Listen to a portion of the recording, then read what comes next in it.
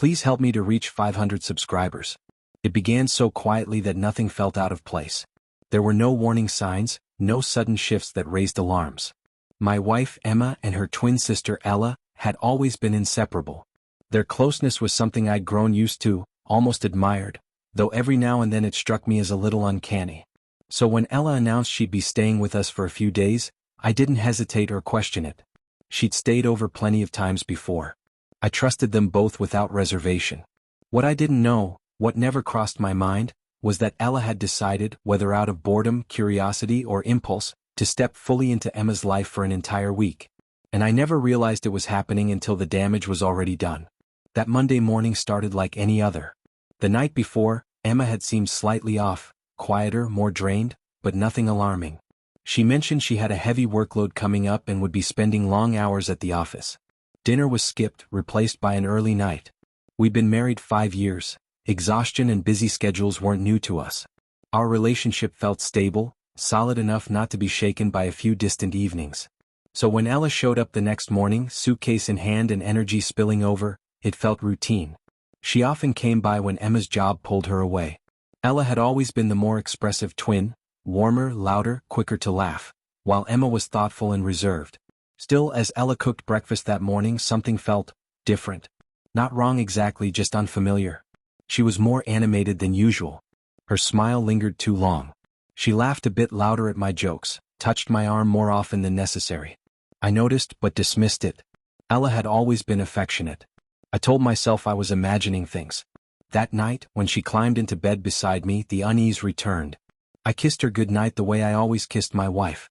But the response wasn't quite the same. It was lighter, teasing, almost playful in a way Emma had never been. I chalked it up to mood or fatigue and let it go. The next morning, everything still felt normal on the surface. The scent of Emma's perfume clung to the sheets, familiar and comforting. Yet something about the presence beside me felt subtly off, like a song played in the wrong key. I ignored it. Overthinking had never been my habit. As the days passed, the attention increased. Emma cooked every meal, checked in on me throughout the day, listened intently when I spoke. She laughed more, leaned closer, made me feel seen in a way I hadn't felt in a long time. It stirred something inside me, something I hadn't realized had been missing. I assumed work stress had softened Emma, made her more present. Or maybe Ella was simply filling in the gaps while her sister was busy. Felt good. Too good. By midweek, the discomfort crept back in.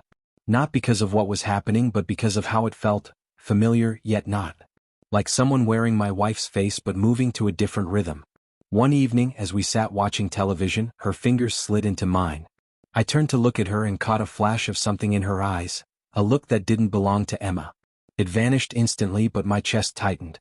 I pulled my hand away and pretended nothing had happened. I still didn't confront her. Fear and confusion held me back. The truth finally surfaced late that night. I stood in the bathroom brushing my teeth when realization hit me all at once.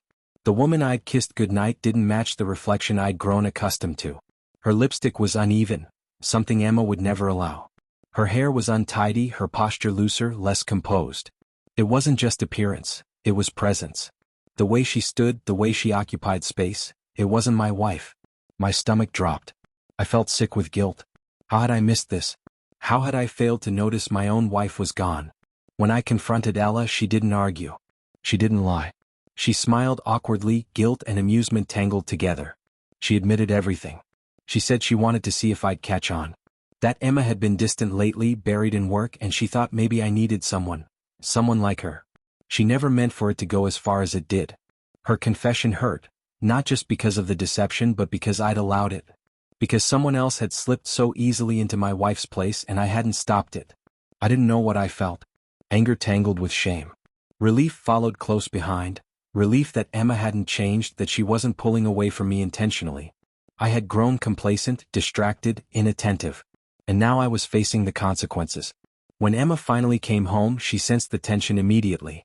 One look at the space between Ella and me told her everything. The truth spilled out. She didn't yell. She didn't accuse.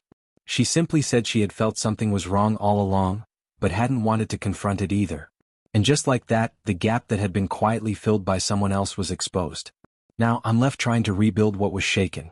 I don't know if Emma and I will ever return to what we were before. But I do know this: I'll never overlook her again.